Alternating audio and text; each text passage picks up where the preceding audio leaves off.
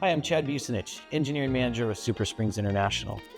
Today in our shop, we've got this 2020 Jeep Wrangler. We're going to be installing our new SSR 409-47 kit on the rear. In a past video, we installed our SSR 405-47 kit, but since then, the Jeep has been lifted.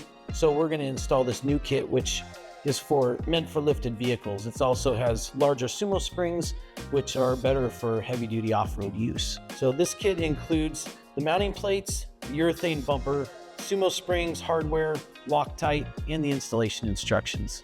Let's get to it. Okay, now that we've got the front wheels blocked, the vehicle up in the air supported by the chassis and the rear wheel removed, we're going to remove the SumoSpring that was previously installed. Next, we're going to install the polyurethane bumper into the steel cup on the frame where the factory bump stop was positioned. It might be necessary to use a flathead screwdriver or other blunt tool to push the top of the urethane piece in position. The next step is to put the hex bolt into the middle slot of the bracket. Make sure that the head of the bolt is indexed into the groove. Then place the bracket onto the lower pad of the axle. Now we're going to mount the bracket to the axle pad with the flathead cap screws and locking nuts. Now we'll place some blue thread locker on the threads of the bolt and thread on the SumoSpring. Adjust it front to back so it is centered underneath the urethane bumper. Now repeat the install on the other side.